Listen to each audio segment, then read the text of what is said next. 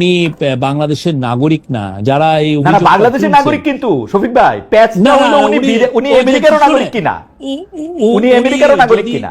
আমরা already actually corridor দেওয়া হবে কি হবে না এটা নিয়ে একদম কিছু না বুঝে আমি। আসসালামু আলাইকুম প্রদর্শক শ্রোতা, সেনাপ্রধান সর্বশেষ করিডোর এবং চট্টগ্রাম বন্দর নিয়ে যে সিদ্ধান্ত জানালেন, কর্নেল মোস্তাফিজুর রহমান বিস্তারিত তথ্য দিয়েছেন। চলুন ভিডিওতে বিস্তারিত দেখে আসি। আমি প্রথমেই যে বিষয়টি জানতে চাবো যে আসলে সেনাবাহিনীর ভিতরে কি কিছু হচ্ছে? গুজবে সয়লাভ হয়ে গেছে বাংলাদেশ।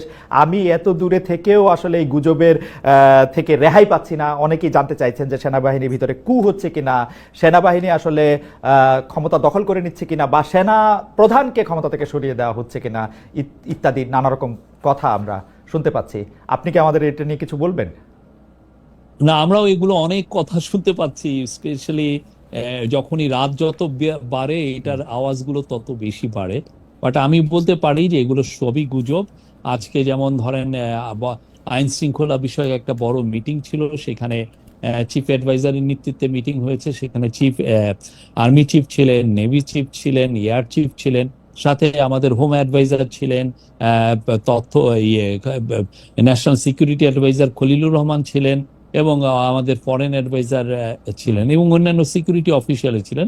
তারা রিভিউ করলেন যে দেশের আইন শৃঙ্খলা পরিস্থিতি কিরকম, কোথায় কোথায় উন্নতি আরো একটু করা যায়, বা কোথায় কোথায় সন্তোষজনক, এগুলো একটা স্টক টেকিং করলেন আর কি। এখানে সবাই তো ছিলেন, সবাই এখানে আসছেন। যমুনাতে মিটিংটা হয়েছে। শফিক ভাই, আমি আসলে এই মিটিংটা প্রেস উইং এর বরাত দিয়ে পত্রপত্রিকাগুলি যেরকম লিখতেছিল সেইটা দেখতে গিয়ে আমার একটু কৌতূহল হলো যে মিটিংটাতে বলা হইতেছে যে একটা উচ্চ পর্যায়ের বৈঠক, সেটা হচ্ছে দেশের আইন শৃঙ্খলা পরিস্থিতি নিয়ে। কিন্তু সেই বৈঠকে পুলিশ প্রধান উপস্থিত ছিলেন না। তখন আরো মনে হয় না যে আসলে বৈঠকটা ছিল শুধু সেনাবাহিনীকে সামাল দেওয়ার জন্য, সশস্ত্র বাহিনীর ভিতরে যে একটা টেনশন সেইটা দূর করার জন্য? বিকজ না, হোম অ্যাডভাইজার পুলিশ চিফ ছিলেন না। না না, এটা হোম অ্যাডভাইজার ছিলেন সেখানে। আচ্ছা, হোম অ্যাডভাইজার ছিলেন, হোমের অফিসিয়ালরা ছিলেন। তো এইটার মূল জিনিস যে হচ্ছে যে আপনি ধরেন আর্মি তো ডেপ্লয়েড আছে না, আর্ম ফোর্সেস তো ডেপ্লয়েড আছে দেশে, তো তাদেরটাও তো একটা রিভিউ এর বিষয় আছে, তারা কেমন করছেন, এই বিষয়গুলোও ছিল। পুলিশেরটা তো ছিল, আর পুলিশকে তো ওইখানে হোম অ্যাডভাইজারের আন্ডারে তো পুলিশ, কিন্তু পুলিশের বিষয়টা তো হোম অ্যাডভাইজারই দেখছেন। সবে আমার অজ্ঞতা ক্ষমা করবেন, কিন্তু আমি আসলে এই ধরনের বৈঠকে, আইন শৃঙ্খলা পরিস্থিতির বৈঠকে এই প্রথম দেখলাম পুলিশ চিফ থাকলেন না। সিরিয়াসলি, স্বরাষ্ট্রমন্ত্রী প্রতিমন্ত্রী থাকলেও পুলিশ চিফ না না, থাকেন। স্বরাষ্ট্র মন্ত্রণালয়ের আন্ডারেই তো পুলিশ। না, মন্ত্রী প্রতিমন্ত্রী থাকলেও পুলিশ চিফ থাকেন, মানে আমার স্বরাষ্ট্র মন্ত্রণালয়ের আন্ডারে পুলিশ এবং স্বরাষ্ট্রমন্ত্রী এখানে ছিলেন, এবং এটা প্রায় 1.5-2 ঘন্টার মিটিং হয়েছে। ওনারা স্টক টেকিং করলেন।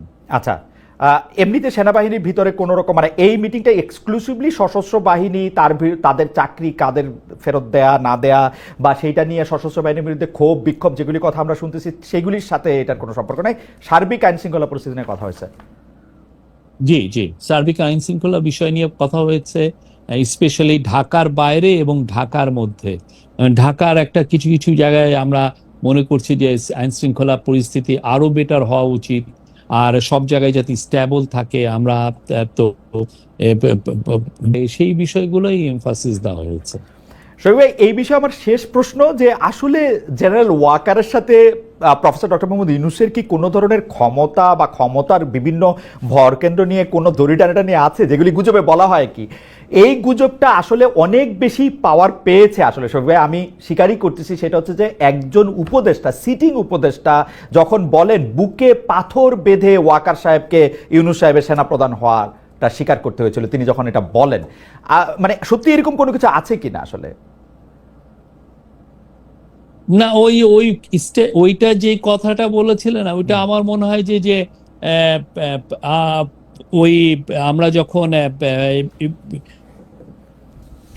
একটা দুইটা ঘটনা পরিপ্রেক্ষিতে, মানে জাস্ট ইন্টারিম গভর্নমেন্ট ফরমেশন হচ্ছে ইয়েতে, বাট আমার মনে হয় যে জেনারেল ওয়াকার বা এরকে নিয়ে যে এই ধরনের গুজব, এটা পিওর গুজব। এখন এই গুজবগুলো কারা ছড়িয়ে মজা পাচ্ছেন, বা এক ধরনের, আমি তো মনে করি যে এই গুজবগুলো ছড়িয়ে একটা দেশে একটা ইনস্টেবিলিটি ক্রিয়েট করার একটা চেষ্টা হচ্ছে।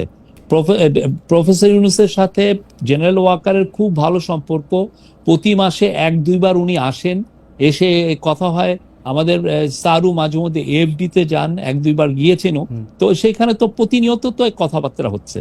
এই বিষয়টা মানে দূরত্বটা কি হলো এটা সত্যি করতে আমার বোধগম্য, এবং ওই অনুযায়ী কিন্তু ছবিও আমরা দেই, যে এই ছবি আমরা রিলিজ করি। অনেকে অনেকে মানে ব্যাপারটা কিরকম, আমি অন্য একটা প্রসঙ্গে যাই। ব্যাপারটা হয় হচ্ছে যে ধরেন করিডোরের কথা, মিয়ানমারকে মানবিক করিডোর দেওয়ার কথা যখন আসলো, তখন পররাষ্ট্র উপদেষ্টা জনাব মোহাম্মদ তৌহিদ হোসেন বললেন যে এইটার ব্যাপারে কথা হয়েছে, আপনাকে আবার পরের দিন বলতে হলো যে এইটার ব্যাপারে আসলে কোনো কথা হয় নাই। তো আমরা ব্যাপারটাকে দেখি হচ্ছে এটা হচ্ছে কেউ একটা চাচ্ছেন, ধরা যাক প্রফেসর ইউনূস চাচ্ছেন ওখানে করিডোর দিতে, আর ওয়াকার সাহেব চাচ্ছেন করিডোর না দিতে। গুজবটা হচ্ছে এরকম, এবং কে আসলে বেশি ক্ষমতাবান সেটার একটা পরীক্ষা করা হচ্ছে। আপনি আসলে এটা কিভাবে দেখেন? মানে নিশ্চয়ই এই কথা আপনার কানেও গিয়েছে, মানে আমি শিওর। না না, এই পুরো বিষয়টা, করিডোরের বিষয়টা সত্যিকার করিডোর তো আমরা বলছিও না, হিউম্যানিটেরিয়ান চ্যানেলের একটা বিষয়। সেই চ্যানেলের বিষয়ে আমি আপনাকে বলতে পারি যে সত্যিকার অর্থে পুরো যে ব্যাপারগুলো হয়েছে, যে খুব প্রিমেচিওর ডেভেলপমেন্টের উপরে অনেক বেশি কথাবার্তা হচ্ছে। প্রথম কথা হচ্ছে যে এইটার যে এটা কি, একটা দেশে যদি আপনি করিডোর দিতে চান, এটা এফার্টটা লেট করে কারা? ইউএন লেট করে, ইউএনই ডিসকাশন গুলো করে। ইউএন যারা রেলিভেন্ট পার্টি, বাংলাদেশ এখানে রেলিভেন্ট পার্টি, মায়ানমার এখানে রেলিভেন্ট পার্টি, আরাকান আর্মি এখানে relevant party. Because Arakan army যেই জায়গাগুলো এইড দেওয়া হবে, সেই জায়গায় ডিফ্যাক্টো কন্ট্রোল হলো আরাকান আর্মির। এখন এই তিনটা শক্তি, তিনটা পার্টি মিলে তো আগে এগ্রি করবে যে হ্যাঁ আমরা এই জায়গাটায় দিব বা তো এই কোনো কথাই কিন্তু কোনো জায়গায় যায়নি। তার আগেই মানে আমরা দেখছি যে অনেক বেশি আওয়াজ হচ্ছে। তো আমরা এটার জন্য যেটা করছি আপনাকে আমরা বলি, কালকে আমরা আমাদের ন্যাশনাল সিকিউরিটি অ্যাডভাইজার, উনি আবার high representative on Rohingya affairs, উনাকে আমরা কালকে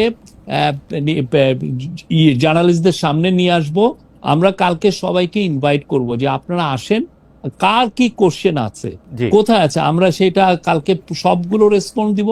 এবং একই সাথে এফএকিউ মানে ফ্রিকোয়েন্টলি আস্কড কোশ্চেন, যেগুলো সবাই কোশ্চেন করছে, সেগুলোও আমরা উত্তরগুলো জানাবো। আমার মনে হয় কি যে এইখানে কথার একটা গ্যাপ তৈরি হয়েছে, ডেভেলপমেন্ট যতটা হয় নাই, কথা চালাচালি হচ্ছে, যে এই উনি এটা কথা বলছেন, এটা বলছেন, এটা কিছুই হয় না। আমি আপনার সাথে সম্পূর্ণ একমত শফিক ভাই, কিন্তু আপনি যদি হিসাবগুলো আপনি খেয়াল করেন, আপনি দেখবেন এই যে আপনি চ্যানেল বলেন, করিডোর বলেন, এটা দেওয়ার একটা সম্ভাবনার কথা কিন্তু প্রফেসর ডক্টর মোহাম্মদ ইউনূস যখন জাতিসংঘের মহাসচিব গুতেরেস সাহেব আসলেন, তখন ওইখানে গিয়েও কিন্তু তিনি কাছাকাছি কথা বলেছেন। এর কিছুদিন পরেই আবার জনাব তৌহিদ হোসেন পররাষ্ট্র উপদেষ্টা, তিনি কিন্তু স্পষ্ট বলেছেন যে এটা নিয়ে জাতিসংঘের সাথে আমাদের কথা হয়েছে। আমরা সাংবাদিকরা বা অন্য কেউ এটা নিয়ে অনেক বেশি আলোচনা করেছি, আমি এটা আপনার সাথে একমত, এখনো প্রাথমিক কথা হয় না, কিন্তু আমরা তো জনাব তৌহিদ হোসেনকে বলি নাই যে আপনি এটা বলে দেন, আমরা তো জনাব খলিলুর রহমানকে বলি নাই আপনি এটার পক্ষে যুক্তি বলেন। এটা আমাদের দোষ না, এটা আপনাদের কাছ থেকে আসছে, আপনি এটাকে এভাবে দেখেন না। মানে না, ওনারা কি কেউ বলেছেন যে আমরা, ওনারা কেউ কি বলেছেন যে এগ্রিমেন্ট হয়েছে? না না, ওনারা বলেছেন যে না, এটা কিন্তু মানুষজন ইন্টারপ্রেট, চিন্তাটা কেন হয়েছে? চিন্তাটা এই জন্য হয়েছে যে আমরা 2023 থেকে এই পর্যন্ত, আমরা প্রথমে তো আপনি জানেন যে 2017 সালে 8,50,000-এর মতো রোহিঙ্গা এসেছিলেন, 7.5 লক্ষ রোহিঙ্গা এসেছিলেন। তারপরে যেটা হয়েছে যে এই গত 2023 মানে 23-এর অক্টোবরে একটা এই যে সিজফায়ারটা ভেঙে যায়, আরাকান আর্মি ভার্সাস মায়ানমার মিলিটারির মধ্যে একটা যুদ্ধ শুরু হয়।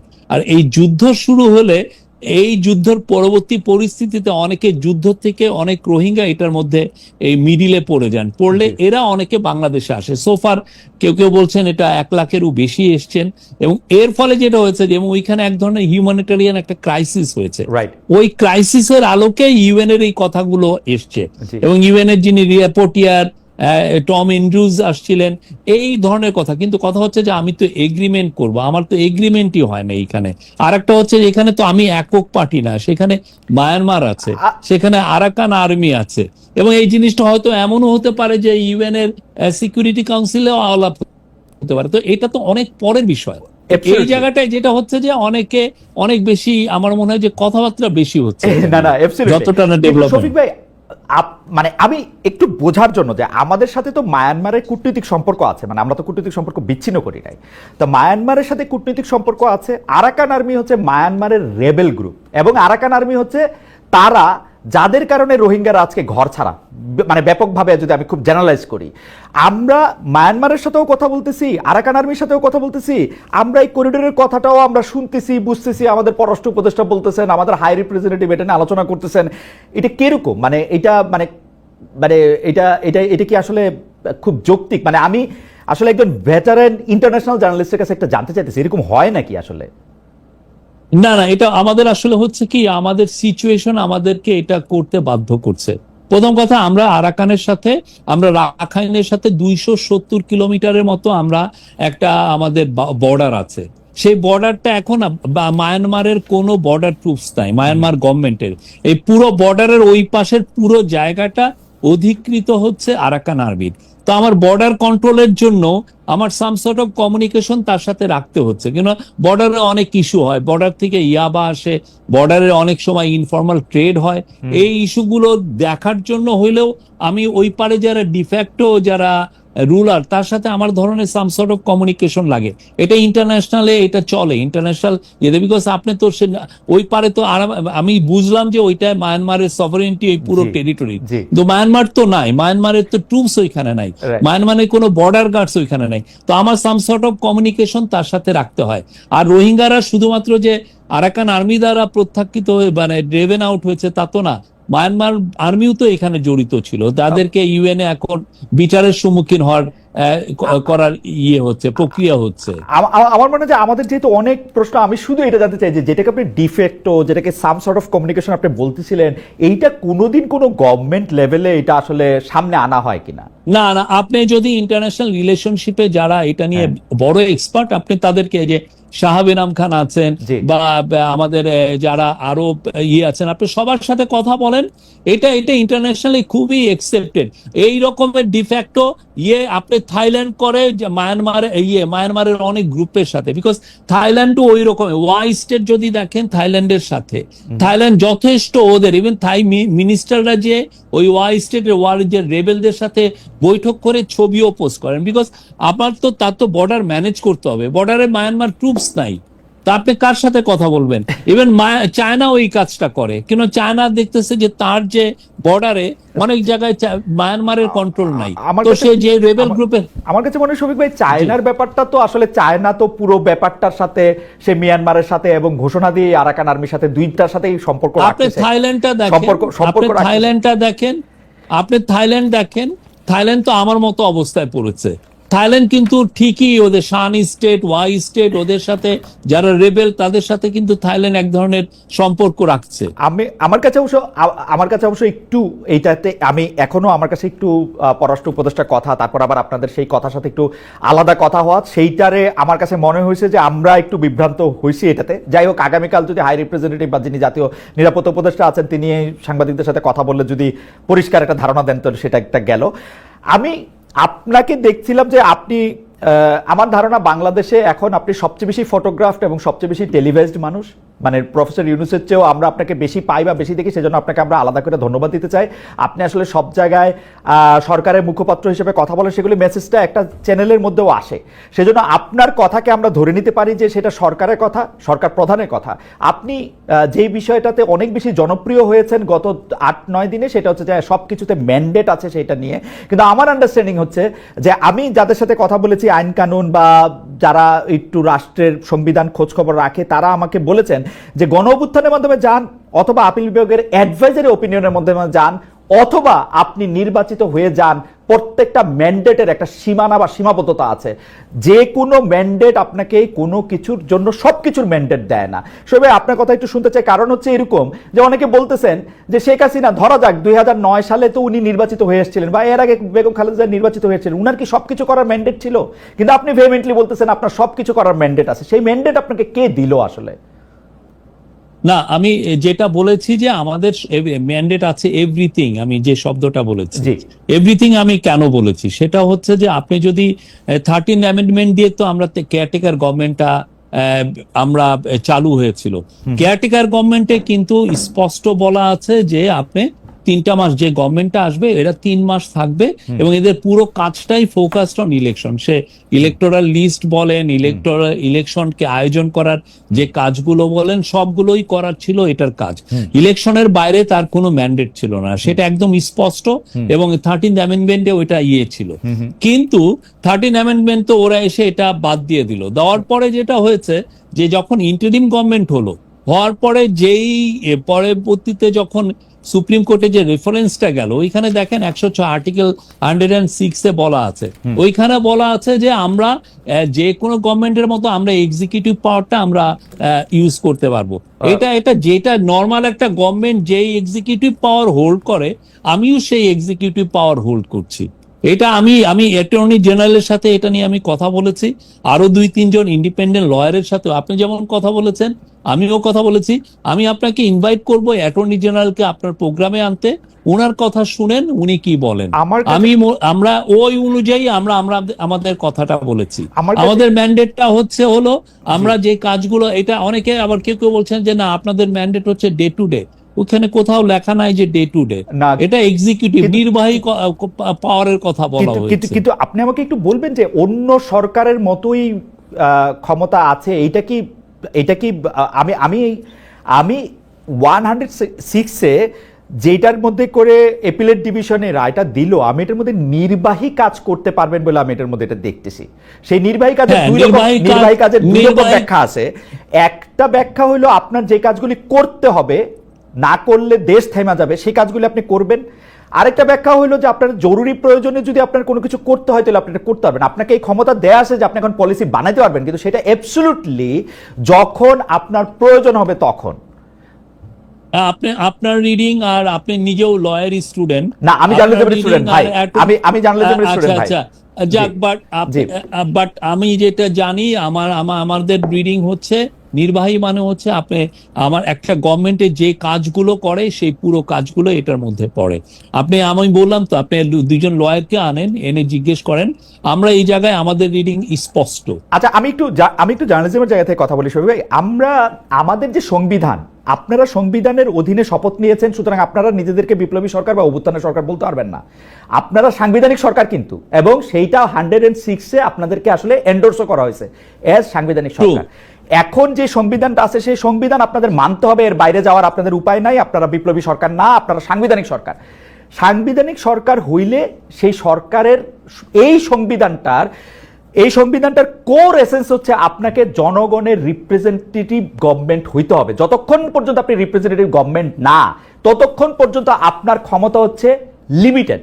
এটা আপনি মাহমুদুল ইসলাম সাহেবের আপনি আপনার জায়গাটা দিয়ে আপনি এক্সপ্লেন করছেন, আপনি আপনার রিডিংটা বলছেন। আমার রিডিং বলে যে এই government is like any other government, but এটার ম্যান্ডেটটা এসছে একটা অভ্যুত্থান থেকে, গণ অভ্যুত্থান থেকে এই গভর্নমেন্ট এটা করা হয়েছে। আমরা সেইভাবে রিডিং করি। এবং আপনার যদি মনে হয় যে না আমি আমার কথার মধ্যে কোনো ব্যত্যয় আপনি খুঁজেন, আমি বলবো যে টপ লয়ার আছে বা অনেক বড় কনস্টিটিউশন এক্সপার্ট আছে, তাদের সাথে কথা বলতে পারেন। ওকে, গণ অভ্যুত্থানের ম্যান্ডেটের কথা আপনি যেটা বলতেছেন, সেই ম্যান্ডেটও যদি আপনার থাকে, সিস্টেমটা হচ্ছে একটা সরকার মানে তো হচ্ছে একটা গোষ্ঠী যারা আসলে দেশটা চালাইতেছে, তাদের তো কারো না কারোর সাথে এটা নিয়ে কথা বলতে হয়। যেমন আপনারা আসলে সংস্কার করার জন্য সংস্কার কমিশন করছেন 6টা-7টা, কিন্তু খুবই ইন্টারেস্টিংলি করিডোর বা চট্টগ্রাম বন্দরের ব্যাপারে আপনার কারোর সাথে আলোচনা করতেছেন না। প্রশ্ন করলে আমরা উত্তর পাইতেছি যে এইটা আমরা করব হচ্ছে নির্বাহী দায়িত্ব। এটা আমাদের এক্সিকিউটিভ পাওয়ারের মধ্যে পড়ে এই কাজগুলো। আপনি যদি ধরেন 1 লক্ষ রোহিঙ্গা এখানে এসে পড়ে, আমাদের তো এটা নিয়ে তো আমাদের ভাবতে হবে। এটা না তো আমার এটা একটা আমার মেজর একটা কাজ, এটা আমার মেজর হেডেক। আমরা এসে যেটা পেলাম যে 7টা বছর রোহিঙ্গা ক্রাইসিসটা আছে, কিন্তু কোথাও কোনো হচ্ছে, এটা একটা ফরগটেন ক্রাইসিস হয়ে গেছে। এই জায়গাটা নিয়ে কেউ ভাবছেও না। তো আমার এটা ভাবতে হবে না? প্রফেসর ইউনূস প্রথমে এসে সেপ্টেম্বরে ইউএনএ যে বললেন, এবং উনার কথার পরিপ্রেক্ষিতে ইউএন একটা অ্যাডপশন করলো একটা যে, এবং ওইটার আলোকে এখন 170টা দেশ এই রোহিঙ্গা ক্রাইসিস নিয়ে আলাপ করবে। এই ক্রাইসিস হলে উনি কি আলাপটা করবেন না? উনি কি এই ইয়েটা দেখবেন না? ঠিকই তেমনি আমাদের বড় একটা হচ্ছে যে সংস্কার, ইকোনমিক সংস্কারের মূল কাজটা হচ্ছে চিটাগাং পোর্ট। আমি আবারও বলছি, চিটাগাং পোর্টের সংস্কার ছাড়া চিটাগাং পোর্টকে এফিসিয়েন্সি আনা ছাড়া আপনি বাংলাদেশে জব তৈরি করাটা খুব ডিফিকাল্ট। আমি এটা আবারও বলছি, কিছুদিন আগে এই কথাটা আমি বারবার বলেছি। শফিক ভাই, আপনি কি মনে করেন যে এটা একটা এক্সিকিউটিভ কাজ, এটা একটা পলিসি ডিসিশন না? অবশ্যই, এটা অবশ্যই, এটা আমি মনে করি এটা পলিসি, নতুন পলিসি না। এটা একটা গভর্নমেন্টের এটা এর কাজ। আমরা এসে করেছি না, আমরা সাইফ পাওয়ার টেক তো এই যে 3 মাস তার কাজ আমরা এক্সটেন্ড করেছি না, আমরা এটা আমাদের এক্সিকিউটিভ কাজের মধ্যে আমরা মনে করি এইটা তো একটা কি ক্রুশিয়াল একটা কাজ, সেই কাজগুলো আমরা করছি। এবং আপনি মনে করেন, আর একটা অনেকে বলছেন যে আমরা চিটাগাং পোর্টটাকে হ্যান্ড ওভার করে দিচ্ছি কাউকে, তা না। চিটাগাং পোর্ট চিটাগাং গভর্নমেন্টের কন্ট্রোলে আছে, তার টার্মিনাল ম্যানেজমেন্টের জন্য আমরা বিদেশি বড় কোম্পানির সাথে কথা বলছি। এবং আপনারা মনে করতেছেন যে নতুন কোন সরকার আসলে এই কাজটা তারা না করে আপনাদেরই করতে হবে, এইটার কি এইরকম একটা ইমিডিয়েসি আছে যে এক্ষুনি দিতে হবে? না, আমাদের কাজের ইমিডিয়েসিটা হচ্ছে যে আমি ইকোনমিক সংস্কার করে আমার প্রচুর জব তৈরি করা। আমার প্রতি বছর 22 লক্ষ ছেলে আমাদের জব মার্কেটে আসছে, কিন্তু আমি জব তৈরি করতে পারছি না। আর আমার জবটা তৈরি করতে হবে ইন্ডাস্ট্রিয়াল স্কেলে, জব তৈরি করতে হবে। তো সেটা করার জন্য আমার সত্যিকার অর্থে চিটাগাং পোর্টের কে আমি বাইপাস করে জব তৈরি আমি করতে পারবো না। সেই জায়গাটা আমার ওই কাজটা আমার হাত দিতেই হচ্ছে। বিদেশিদের দিয়ে এটা পরিচালনা করতে গেলে বাংলাদেশিদের জন্য জব তৈরি কিভাবে হবে সেটা নিশ্চয়ই আপনারা ভেবেছেন, একটু ছোট করে কি বলবেন? অবশ্যই, কিরকম করে? অবশ্যই এটা এই জন্য আমরা প্রফেসর ইউনূস অনেকগুলো বিদেশি যারা বাংলাদেশের থেকে তারা গার্মেন্ট বানিয়ে নিয়ে যায়, তারা বারবার আমাদেরকে বলেছে যে চিটাগাং পোর্টের এফিসিয়েন্সি লেভেল খুবই লো, ফলে তারা যেটা হচ্ছে যেগুলো হাই ফ্যাশন আইটেম সেগুলো বাংলাদেশে করাতে চায় না, ওরা খুবই low fashion T shirt, pant shirt এগুলো করে। এবং আমরা এখন $50 বিলিয়ন মতো এক্সপোর্ট করি। এটাকে যদি আমি 100 বিলিয়নে নিতে চাই, 100 বিলিয়ন নিতে গেলে আমার মিলিয়নস অফ জব তৈরি হবে। এবং এইটার জন্য চায়না থেকে অনেক ফরেন ইনভেস্টর এখন বাংলাদেশে আসতে চাচ্ছেন, তারা লেবার ইন্টেন্সিভ ফ্যাক্টরিতে ইনভেস্ট করতে চান। কিন্তু যখনই ওনার শুনেন যে চিটাগাং পোর্ট এটা ওই সক্ষম না বা ওইটা হ্যান্ডেল করার মতো ক্যাপাসিটি নাই, তখন তারা ব্যাক অফ করেন। তো আমার ভাইটাল জায়গাটা হচ্ছে চিটাগাং, বিকজ আপনি যেই মালটা করবেন সেটা তো আপনার বিদেশে নিতে হবে। একটু করে বলি, $50 বিলিয়ন এক্সপোর্ট বাংলাদেশে 40 বছর অর্জন করছে, এখনো 46, 47, 48। 50 বিলিয়নের পরে আপনি আরো যখন 50 বিলিয়নের কথা বলবেন, এটাতে অবশ্যই প্রায় দ্বিগুণ জব ক্রিয়েট হবে। আমি শুধু জানতে চাই যে $50 বিলিয়ন যে এখন এক্সপোর্ট করা হয়, তার কিছু বড় অংশ চিটাগাং সমুদ্র বন্দর দিয়ে, কিছু হচ্ছে বিমানে করে যায়, কিছু অন্য বন্দর দিয়ে যায়, কিছু স্থল বন্দর দিয়ে যায়। না, 98% যায় চিটাগাং পোর্ট। আমি 98% ধরে নিলাম যে যায়। আপনি কি আমাকে বলতে পারেন যে বিদেশিরা করলে এর লিড টাইম কমবে, যেটা হাই ফ্যাশন যেটা অবশ্যই, সেটা কি গার্মেন্টস ফ্যাক্টরি ওনারদের সাথে কথা হয়েছে এই ব্যাপারটা নিয়ে, যে তারা লিড টাইম কমাতে পারবে? আমরা তো বললাম তো, আমরা অবশ্যই লিড টাইম অনেক কমবে, লিড টাইম কমবে। বাংলাদেশের যারা বাংলাদেশের জন্য জব তৈরি হবে, সব লেভেলে জব তৈরি হবে। এবং আমরা যখন অন্যান্য দেশ যেগুলো আমরা দেখেছি, যারা এখন যেমন ভিয়েতনাম ধরেন $300 বিলিয়নের মতো এক্সপোর্ট করে, বা টার্কি যেমন ধরেন $350 বিলিয়ন এক্সপোর্ট করে, আপনি ওদেরকে দেখেন, ওদের বড় বড় পোর্ট গুলো সব বাইরের ম্যানেজ করে, যারা top companies. We need top companies. আমার কাছে শুধু প্রশ্নটা এরকম যে এই এক্সপোর্টের যারা এই হ্যান্ডলিংটা করবে, এই আলোচনাটা কিন্তু এখন শুরু হয় না শফিক ভাই। আমার যদ্দূর মনে আছে, এটা 20 সাল, 21 সাল, 22 সাল, 23 সালে অনেকবার এটা নিয়ে চেষ্টা করা হয়েছে, অনেকগুলি কথা বলা হয়েছে। এমনকি চিটাগাংয়ের মেয়র মহিউদ্দিন সাহেব যখন বাইচা ছিলেন, তিনি এটা রোধ করার জন্য অনেক চেষ্টা করছেন, কারণ এখানের মধ্যে কিছু কায়েমি স্বার্থের জায়গাও আছে। কিন্তু এটা কায়েমি স্বার্থ হচ্ছে মহিউদ্দিন আহমেদের স্বার্থটা বেশি ছিল, রাইট? সেইটাকে আমি কায়েমি স্বার্থ বলতেছি, সেটা উনি আটকাইতে চাইছেন, এটা করছেন। কিন্তু এখন আপনারা এটা করতে চাইতেছেন, সেইটা করার জন্য আপনারা স্টেক হোল্ডারদের সাথে কথা বলছেন কিনা, আপনারা তাদেরকে ইনভাইট করছেন কিনা? গার্মেন্টসের যে জায়গাটাতে আপনি বললেন, গার্মেন্টসের এক্সপোর্টের ব্যাপারটা আমার মোটামুটি ভাবে জানা আছে। আমার মনে হয় না যে নেতৃবৃন্দের কেউ আপনাদের সাথে কথা বলার সুযোগ পাইছে। আপনি একটু চেক করবেন আবার। আমরা এইখানে যারা ইনভেস্টমেন্ট করছে, যারা মেন বায়ার, আমার যারা ম্যানুফ্যাকচারার, তারা তাদের চেয়েও মূল ইম্পর্টেন্ট না ভাই, এটা ম্যানুফ্যাকচার এন্ড থেকে আপনার ইম্পর্টেন্ট, বায়ারের এন্ড থেকে না ভাই। আমি ম্যানুফ্যাকচারারদের সাথে কথা হচ্ছে, বায়ারের সাথে কথা হচ্ছে, সবার সাথে কথা হচ্ছে। আচ্ছা, ফর্মালি ইনফর্মালি সবার সাথে আমরা কথা বলছি। আপনি কথা বলেন না, জিজ্ঞেস করেন। আমি ম্যানুফ্যাকচারদের সাথে কথা বলছি, ম্যানুফ্যাকচারদের সাথে কথা বলছি। ম্যানুফ্যাকচারার আমার সাথে ইন্ডিটেক্সের যে চিফ জি। যারা বাংলাদেশের থেকে কয়েক বিলিয়ন ডলার ইম্পোর্ট করেন তাদের সাথে কথা বলছি। H&M যারা বাংলাদেশে 5-6 বিলিয়ন ডলার নিয়ে যান তাদের সাথে কথা বলছি। না, সবাই- কিয়াকসুন ম্যানুফ্যাকচার, বাংলাদেশের ওয়ান অফ দ্য সবচেয়ে লার্জেস্ট গার্মেন্ট ম্যানুফ্যাকচারার হচ্ছে কিয়াকসুন, ইয়াং ওয়ান, তার সাথে কথা বলা হচ্ছে। না, কথা বলা হচ্ছে না, এটা আপনি একটা না কেন না শফিক ভাই, বললেন? আমরা সবার সাথে কথা বলছি। আমার মনে হয় যে আমি আপনারে বুঝাইতে পারিনি। আমার কাছে মনে হয়েছে আমার কাছে মনে হয়েছে যে আপনি অবশ্যই কথা বলছেন, কিন্তু আপনি কথা বলছেন হচ্ছে যারা আমাদের থেকে কিনে তাদের সাইডটা থেকে, আমাদের এখানে যারা তৈরি করে, যারা ম্যানুফ্যাকচার করে তাদের কাছে। অর্ডারটা প্লেস করে কারা? অর্ডারটা প্লেস করে কারা? এটা মেন তো। আপনি অর্ডারটা তো আমি ম্যানুফ্যাকচার তো আমি পেয়ে যাচ্ছি না, অর্ডারটা কেউ না কেউ তো কিন্তু প্লেস যারা করছে। যারা অর্ডারটা ব্যবসা করে, যারা ব্যবসা করে তারা তো সবচেয়ে ভালো জানে তাদের জন্য এটা কি তাদের দাবি ছিল? তারা তো সবচেয়ে ভালো জানে ভাই। তারা মোস্ট ওয়েলকাম করছে। মোস্ট ওয়েলকাম আপনি কথা বলেন, তারা মোস্ট ওয়েলকাম করছে। সেইটা তো বোধহয় ক্ষমতায় যে থাকে তাকে ওয়েলকাম করে ব্যবসায়ীরা, এটা মনে হয় আমরা দেখি। না, এটা তারা কি চায় না তাদের এখানে এফিশিয়েন্ট হোক, তার ইয়েতে কন্টেনারটা পড়ে থাকুক 3 দিন, কে চায়? ওকে, ঠিক আছে, এটা আপনি ব্যাখ্যা করেছেন। আমাদের এই বিষয়ে যে আপনারা যে সব ডিসিশন নিচ্ছেন, আপনি বলছেন যে এভরিথিং বলতে অন্য একটা সরকার যা করতে পারে তাই আপনারা করতে পারেন। অন্য একটা সরকারকে কোনো একটু কিছু করতে হলে অবশ্যই পার্লামেন্টে এটা আলোচনা করতে হয়। মুখে দেখাই করুক আর যাই করুক, 15 বছরে শেখ হাসিনা শাসন দেখতে দেখতে আমাদের কাছে মনে হচ্ছে সব শেখ হাসিনা করে, কিন্তু আপনি দেখবেন প্রত্যেকটাই পার্লামেন্টের মধ্যে থেকে কিন্তু সিদ্ধান্ত নেওয়া, পলিসির ক্ষেত্রে আলোচনা করা, ছোট ছোট গ্রুপের মধ্যে থেকে এটা করা। এইটা আপনারা করতেছেন কিনা সেটা যদি একটু বলেন।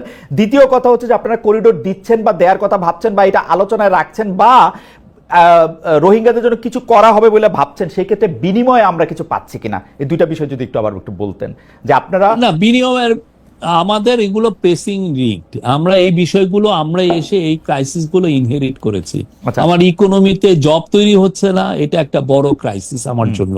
আমার ইয়াং ছেলেরা, আপনি দেখেন পুরো আন্দোলনটা কিভাবে শুরু হলো, কোটার ক্রাইসিস, একটা জব ক্রাইসিস এতে তো ওটা হচ্ছে। তো ইয়াং ছেলে মেয়েদের জন্য, এবং যেই গভর্নমেন্টই আসুক আমাদের পরে, আমরা যে ইলেকশনটা করব ডিসেম্বর থেকে জুনের মধ্যে, তারপরে যে গভর্নমেন্ট আসবে তার মেন প্রথম কাজটাই হবে জব তৈরি করা।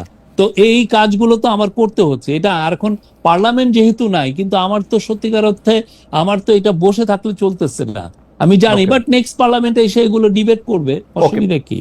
বাট আমরা মনে করছি আমরা যাই করছি যথেষ্ট ট্রান্সপারেন্সি রাখছি, আর আমরা যে ডিল যদি করি সেগুলো তো আমরা ওনাদের জন্য রেখে যাবো, তারা দেখবেন কতটুকু ট্রান্সপারেন্সি।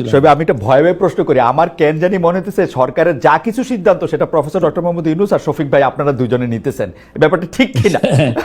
না না, এটা উনি অনেক সিরিজ অফ ইয়ে করেন, ওনার একটা জিনিস যেটা হচ্ছে যে এটা উনি করেন হচ্ছে বিদেশিদের সাথে, মানে দেশি লোকদের সাথে না, যেহেতু দেশি দুষ্ট লোক সব।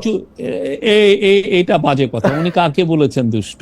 উনি কাউকে দুষ্ট আমি বলতেছি যেহেতু দেশি লোকরা দুষ্ট। উনি বাংলাদেশের মানুষকে বাইরে যতটা প্রেস করেন আপনি চিন্তা করবেন না, কিন্তু মানে আমি অবাক হয়ে যাই উনি কত প্রেস করেন। আর যেটা উনি সবার সাথেই কথা বলছেন, এবং এই জিনিসটা উনি সিরিজ আকারে উনি ড্যাভোসে এই আলাপগুলো হয়েছে, নিউ ইয়র্কে এই কথাগুলো উনি শুনেছেন। তারপরে আমরা যে সমস্ত জায়গায় গেছি আর ওনার সাথে যারা মিটিং করতে আসেন, এই কথাগুলো বারবার আসে। কেন জবটা একটা বড় জিনিস, আমরা কিভাবে জব তৈরি করব, এইটা একটা বিগ একটা আমাদের বড় একটা চিন্তার বিষয় হয়ে গেছে। আচ্ছা, এইটার যেহেতু প্রসঙ্গটা উঠলো, এইটা কি ঠিক ডক্টর মোহাম্মদ ইউনূসের সাথে যারা আছেন, যারা বাংলাদেশটা পরিচালনা করতেছেন, তারা বেশিরভাগই দ্বৈত নাগরিক? এটা জনাব খলিলুর রহমানকে নিয়ে কথা উঠেছে, অনেকে বলেছেন যে জনাব খলিলুর রহমান রজার রহমান নামে তিনি ফেসবুক পরিচালনা করেছেন, তিনি আসলে ভোট দিতে যাওয়ার সময় অনেকবার অনেক কথা বলেছেন, তিনি মার্কিন যুক্তরাষ্ট্রের নাগরিক, কানাডার নাগরিক বলা হচ্ছে একজন, আপনি জানেন কাকে কাকে। তারপরে এরকম আমার শিক্ষক আলী রিয়াজ স্যার, তিনি তিনি তিনি তিনি তো বাইডেন সাহেবকে ভোট দিতে যাওয়ার সময় তিনি স্ট্যাটাস দিয়েছেন, এটা আমারই মনে আছে। তো এইটা কি ঠিক যে মানে আমার কোনো অসুবিধা নাই, মানে বাংলাদেশ ক্রিকেট টিমের কোচ যদি বিদেশি হইতে পারে, প্রফেসর ইউনূস বিদেশিদের নিয়ে স্বাচ্ছন্দ্য বোধ করলে করবেন, আমার তো, কিন্তু এটা সত্য কিনা ব্যাপারটা?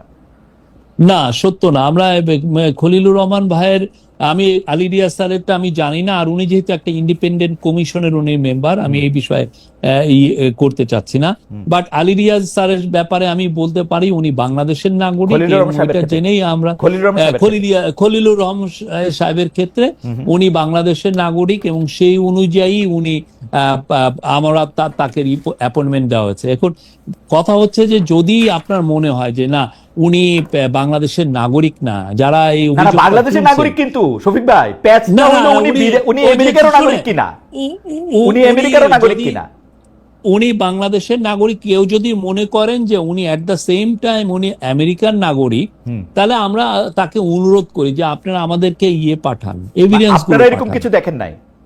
না, যে আমরা এরকম কিছু দেখেন দেখি নাই, এরকম কিছু দেখেন আমরা নাই? কিছু দেখি নাই। যারা দেখার এইরকম কৌতূহল কোনো হয় কিছু নাই? যদি কৌতূহলের বিষয়টা না, কথা হচ্ছে যে যদি কেউ মনে করেন যে না এই বিষয়টা আমাদের তাদের কাছে এভিডেন্স আছে, আমি মোস্ট ওয়েলকাম করি। আপনি শফিক ভাই, evidence গুলো এভিডেন্স তো পাঠান। আপনার কাছে আর থাকবে, আপনি না সেন্টারে, আমাদের কাছে না, কেন না, না, evidence যে থাকবে? শুনেন, আপনার মনে আছে যে বারাক ওবামাকে নিয়ে কত জি। কথা হয়েছিল, যে উনি- যে বারাক হোসেন ওবামা উনি সিক্রেটলি মুসলিম, তো তখন ওইটার দায় তো বারাক ওবামার না যে বলা যে না আমি খ্রিস্টিয়ান, এটা তো বলা ওনার দায় না। না, তা এটা না। যে অভিযোগটা করবেন তার এটা দায়। না, এটা কি উনি এসে অভিযোগ বলবেন শফিক ভাই? যে- এটা কি একটা অভিযোগ? ধরেন একজন লোক না, না, দ্বৈত এটা নাগরিক, তো অসুবিধা ওনার- কি? অসুবিধা কি? না, এটা একটা কি না, এটার অসুবিধা হচ্ছে এটার মাধ্যমে অনেকে ওনার এগেনস্টে স্মিয়ার ক্যাম্পেইন করছেন যে না উনি বাংলাদেশের দ্বৈত নাগরিক, আপনারা- কত ওনার কাছে তা আমরা আপনি national বলে দেন security শফিক ভাই, আপনি issue বলে দেন, দিয়েছি। আপনি আমাকে এমনি বলে দেন যে না খলিল সাহেব আমেরিকার নাগরিক না, এটা আমার জন্য একদম আমি একটু perfect। আগে কি বললাম? আপনি আমি তো বাংলাদেশের আপনাকে নাগরিকটা একটু আগে বলছেন, বললাম।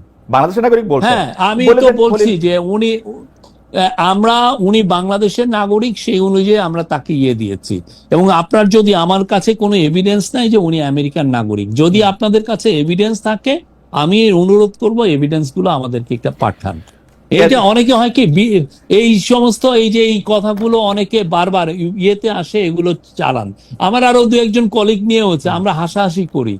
আমার কথা হলো যে এভিডেন্স গুলো আনেন। একজন Right. বললেন যে আমার এক Right. কলিগকে উনি নিজে ওনার পাসপোর্ট দেখেছেন, উনি কানাডার নাগরিক।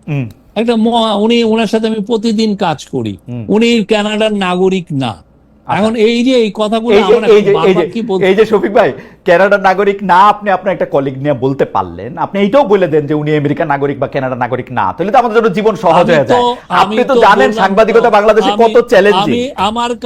আমার কাছে কোনো এভিডেন্স নাই যে উনি আমেরিকার নাগরিক। ওকে, আমার কাছে কোনো এভিডেন্স নাই। ঠিক আছে। আমি জানি উনি বাংলাদেশের নাগরিক, এটা। আর কারো কাছে যদি কোনো এভিডেন্স থাকে আমরা ওয়েলকাম জানাই, আপনি আমাদেরকে পাঠান এভিডেন্স। কিন্তু এই যে চিপ কথাবার্তা ইন্টারনেটে যারা বলেন, এবং এটা নিয়ে হয় কি একটা বাজার তৈরি হয়ে গেছে এই সমস্ত কথার, যে চিপ কথা। বাইরে যেটা হয় এগুলো করলে অনেকে এগুলোর ক্ষেত্রে ডিফর্মেশন করে যে না আপনি আমার সামাজিক মর্যাদা হানি করেছেন। তা আমার মনে হয় যে এইগুলো বিষয়ে যারা বলছেন, আমরা বাংলাদেশে তো অনেক ইনভেস্টিগেটিভ জার্নালিস্ট আছে, বিদেশেও আছে, তারা একটু দেখেন না, একটু সিরিয়াসলি ইনভেস্টিগেট করে দেখেন উনি সত্য না মিথ্যা বলছেন। আমার কাছে মনে হয় যে নাগরিকত্বের প্রসঙ্গটা, দ্বৈত নাগরিকত্বের প্রসঙ্গটা, যেহেতু বাংলাদেশের দ্বৈত নাগরিক হইতে গেলে তিনি মন্ত্রী পদমর্যাদার কেউ হইতে পারবেন না, তো সেই ক্ষেত্রে এটা হয়তো ইনভেস্টিগেশন করে দেখাই যেতে পারে যে বাংলাদেশে মন্ত্রী পদমর্যাদায় উপদেষ্টা হইতেছেন যারা, তাদের মধ্যে কেউ বিদেশি নাগরিক আছেন কিনা। যেহেতু আপনি জানেন না, এটা নিয়ে তো আর আপনাকে আর প্রশ্ন করে কোনো ইয়া নাই। আমি এই রোহিঙ্গাদের প্রত্যাবর্তন করার জন্য, এবং আমরা কোনো আমাদের মিলিটারি এঙ্গেজ করতেছি না, আমরা শুধু আমাদের বর্ডার পর্যন্ত দিয়ে দিব, তারপর হচ্ছে আরাকান আর্মির কাজ। এখানে আবার অফ দ্য রেকর্ড একটা কথা বলে দিই, actually China is okay with it. Professor ইউনুসের ডিপ্লোমেসি ইজ ফার্স্ট ক্লাস। জাতিসংঘে এবং চায়না যদি আমাদের বর্ডার পর্যন্ত করিডোর দেয়, আমরা যদি ট্রুপস ইনভলভ না করি বিয়ন্ড দ্য বর্ডার, চায়নার কোনো সমস্যা নেই। ইন্ডিয়ার সমস্যা আছে। ইন্ডিয়ার সমস্যা হচ্ছে তাদের জন্য, কারণ এর আগে আমি বলেছিলাম যে এই বার্মা রিলেটেড যে কোনো কিছু ইনফরমেশন অ্যাকচুয়ালি ইন্ডিয়া থেকে গোপন রেখেছিল। এবং আবার মনে করে দিয়ে যে বারাক ওবামা যখন মোদির সাথে একবার দেখা করেছিল অনেক বছর আগে যখন আমেরিকাতে, তখন বারাক ওবামা বলেছিল যে 7 সিস্টার মধ্যে ক্রাইসিস হতে পারে। এখন সবাই একটা আচ্ছা আরেকটা জিনিস আরেকটা নিউজে দেখলাম যে জেনারেল ওয়াকারুজ্জামান আর কি এই করিডোরের ক্ষেত্রে অনড়, সে করিডোর না দেওয়ার পক্ষে মত দিয়েছেন, তাকে কনভিন্স করার চেষ্টা হচ্ছে, কনভিন্স করা যায় না। Bullshit bullshit. জেনারেল ওয়াকারুজ্জামান যেটা বলেছেন সেটা হচ্ছে এরকম একটা জিনিসে যারা স্টেক হোল্ডার তাদের মতামত নেওয়া উচিত ছিল, হুইচ ইজ আই সাপোর্ট, যে এরকম একটা করিডোর দেওয়ার আগে অ্যাকচুয়ালি জাতীয় পর্যায়ে সমস্ত স্টেক হোল্ডারদের নিয়ে একটা সভা, সেমিনার, সিম্পোজিয়াম করা উচিত ছিল, যেটা সরকার করে নাই। বাট আমি যেটা শুনেছি জেনারেল ওয়াকারুজ্জামান বলেছে যে এটা নিয়ে একটা প্রেজেন্টেশন তৈরি করছে এনডিসির কমান্ডেন্ট লেফটেন্যান্ট জেনারেল শাহিন। আমরা সবাই জানি যে তিনি অ্যাকচুয়ালি ভারতের অজিত দোভালের সাথে টেক্সট মেসেজ আদান প্রদান করতে গিয়ে ধরা খেয়েছিলেন, এই জন্য বলেছিলেন যে জেনারেল ওয়াকারকে সহায় দিয়ে তাকেই বসাইতে, সে সবকিছু কন্ট্রোল করে ফেলবে। এনিওয়ে, তো ওখানে একটা প্রেজেন্টেশন হবে। আমি নিশ্চিত করেই বলতে পারি যে জেনারেল শাহিন যে প্রেজেন্টেশনটা করবেন ওটা ভারত বান্ধব হবে।